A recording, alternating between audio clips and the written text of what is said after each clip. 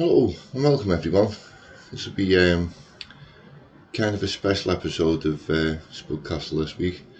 I'm going to split it into two parts. It'll be two separate videos. There'll be this one, which is kind of the more serious one, and then we're going to have a little bit more of a light-hearted one later.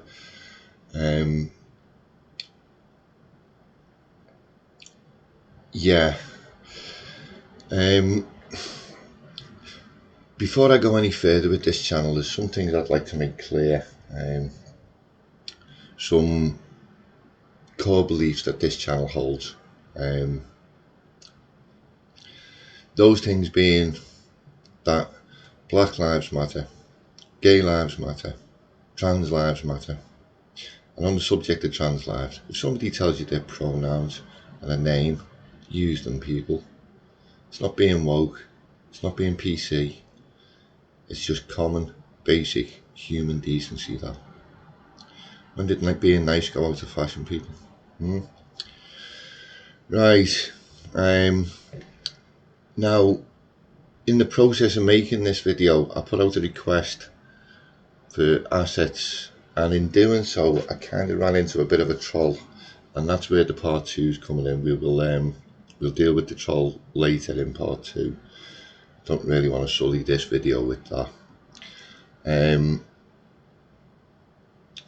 Where was I? Right, yes, but that person did bring up a good point. They raised the question, why are you bringing politics into a video game? And that is a good question. And if we were playing Minecraft, or whatever the kids are playing these days, was it Elden Ring or something, fair enough, it would have no business. However, we're not. Or we were playing City Skylines, a game that if you've got the skill and the mods and the ability to do it, you can make something fairly realistic, which is what I'm aiming for. Now, cities are inherently political things, whether it's local, national or international politics. A lot of politics will affect your cities. So yeah, keeping politics out of cities, it doesn't really work. Not for me anyway. Not when I'm making a city that, as far as I'm concerned, exists in the world, and interacts with the rest of the world, and just like the rest of the world has reacted to the war in Ukraine, so we've decorated our city as well.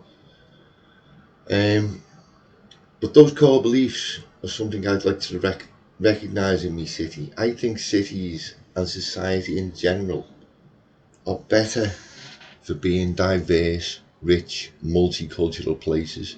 Our lives are enriched by people who are different from us. See beyond your own borders, see beyond your own horizons, meet people who look different to you, talk to them, see life from their point of view. Now, I like to try and express that in my cities where I can. And one of the ways I do that is by the different things I put into my cities, like an LGBT village. Ooh, gone back a bit too far there, haven't we? A safe space. Other things I put in to kind of keep that feeling. Multi-faith churches. So here we've got a synagogue. And then if I come out over to this area,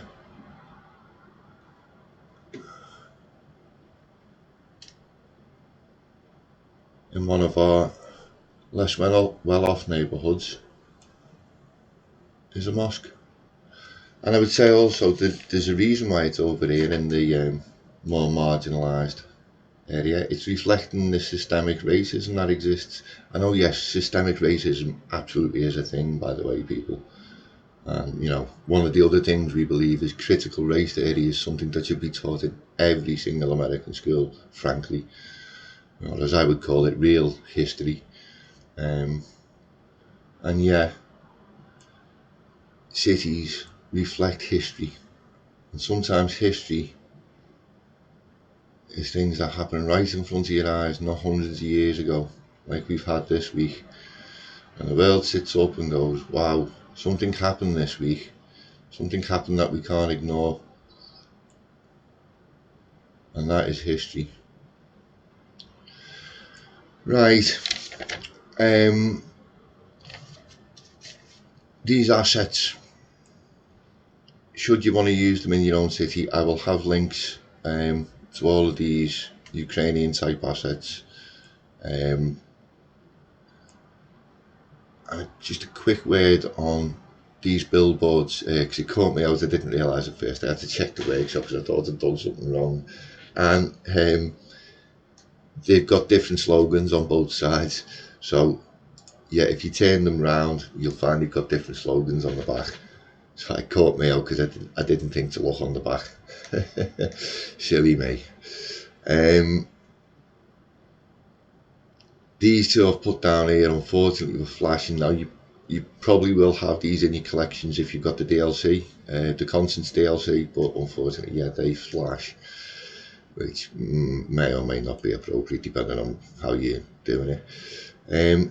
These light poles came from the LAX pack, and are actually huge compared to that. If I just jump in to move it rather quickly and grab hold of one. I've actually got it. No, I've got the thing underneath, haven't I? Actually, I tell you what, let's do it like this. Alright, here we go. If I just grab one and place it down, it's better anyway. Actually, yeah, it's showing us a good thing. These come in random colours, so you might have to whack-a-mole them. But the blue and yellow that they come in, I think, is a bit pale. But what you can do is use and move it.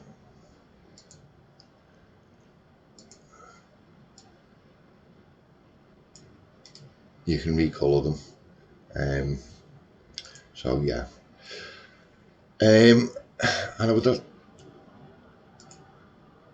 let's get rid of that, right?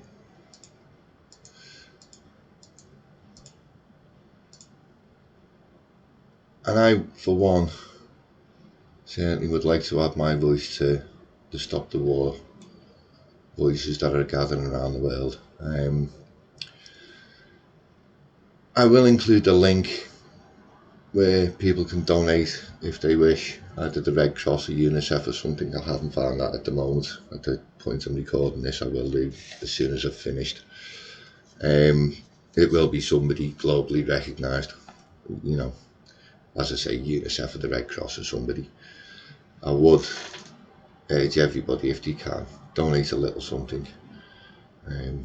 People over there, they've lost everything. Their homes, their jobs, their businesses, their lives. They're going to need every bit of help we can give them. But I would also ask you another favour, people.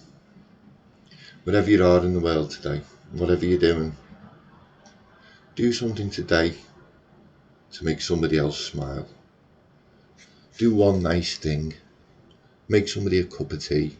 Take your neighbour's bins out. Help an old lady across the street. I don't care what. Doesn't matter. But do something nice. And I guarantee you this. You will feel the reward yourself in yourself. You'll have a warm, glowing feeling. And it's its own reward. I'm going to leave it now, and we'll be back with the troll roast in the next video. People of Ukraine, we love you. We stand with you. You do not walk alone. It's Anfield's turn now to sing football's most famous anthem.